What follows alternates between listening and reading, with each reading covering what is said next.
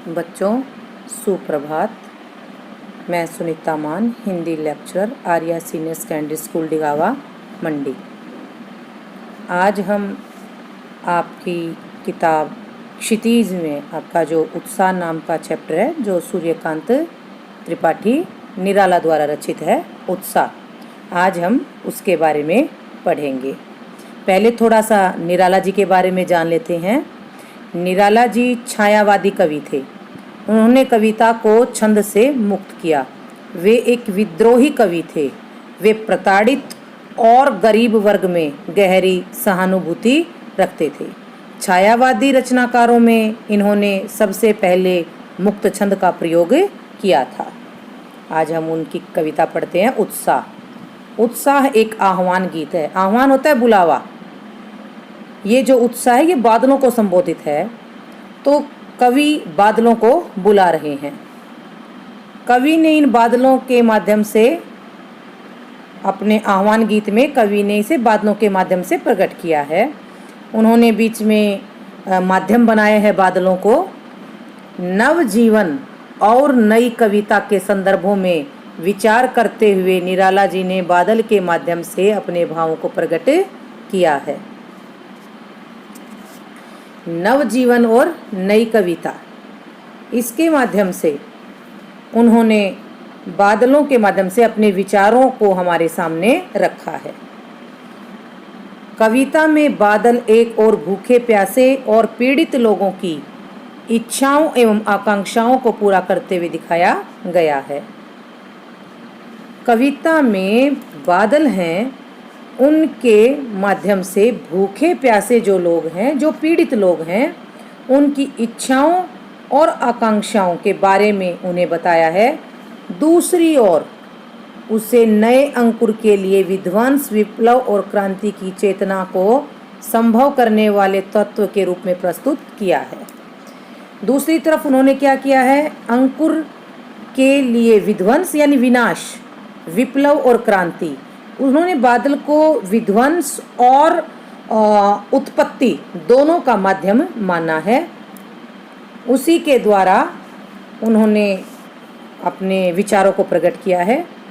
कवि ने जीवन को व्यापक और समग्र दृष्टि से देखते हुए अपने मन की कल्पना और क्रांति चेतना की ओर ध्यान दिया है। यानी उन्होंने जीवन को व्यापक माना है और समग्र सारी दृष्टि से देखते हुए अपनी मन की कल्पना को क्रांति चेतना की ओर ध्यान दिया है। मन की कल्पना से वो बादलों के माध्यम से संसार में क्रांति लाना चाहते हैं। वे चाहते हैं कि सब एक समान हो जाएं, जो गरीब लोग हैं वो ऊपर उठे। साहित्य की सामाजिक परिवर्तन में सदा ही महत्वपूर्ण भूमिका रही है। साहित्य कहते हैं कि समाज का दर्पण होता है।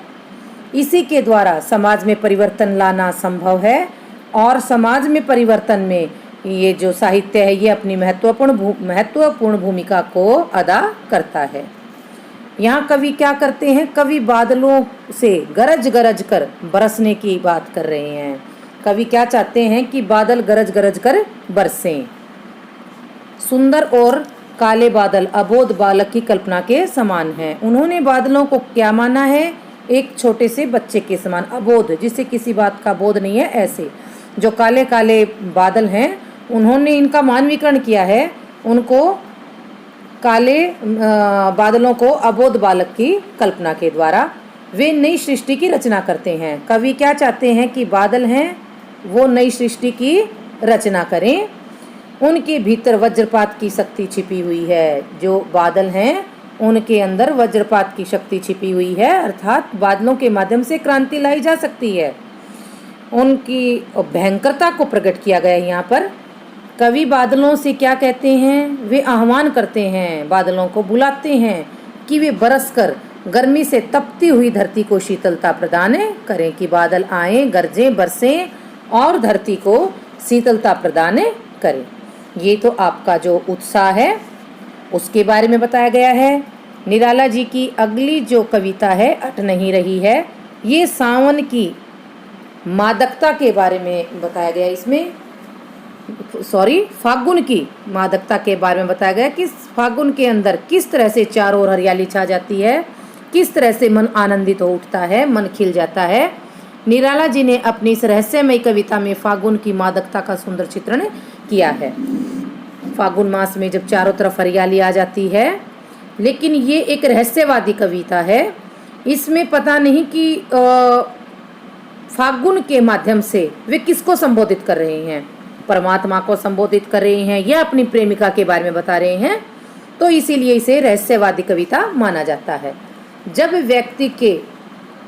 व्यक्ति के मन में प्रसन्नता हो तो हर तरफ फागुन की सुंदरता और उत्साह के रूप में दिखाई देती है कि जब फागुन मास आता है तो किस तरह से पेड़ों पर हरे हरे कोमल पत्ते फूटते हैं, हरा भरा माहौल हो जाता है, चारों तरफ खुशी ही खुशी होती है।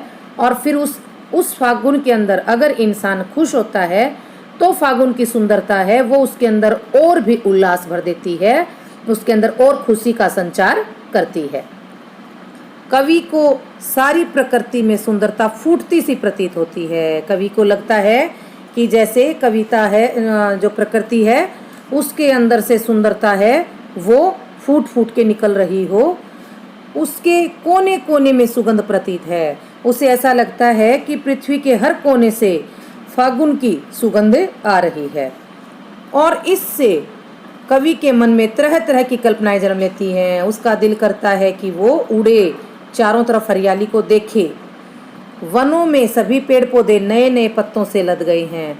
वो क्या देखता है कि सारे पेड़ पौधे हैं वो पत्तों से लद गए हैं। पत्ते कैसे हैं? वे पत्ते कहीं हरे हैं, कहीं केवल कपोलों के रूप में लाल हैं, और उनके बीच में सुगंधित फूल भी खिले हुए हैं। सारे वन का वैभव है वो अति आकर्षक और मधुर है। सुगंधित फूलों को देख करके ऐसा लगता है कि जैसे धरती के ऊपर किसी ने एक बहुत ही सुंदर हार धरती को पहना दिया हो। ये अट नहीं रही है के बारे में था। ये दोनों कविताएं हैं, इनके बारे में मैं आपको फिर पढ़ाऊंगी।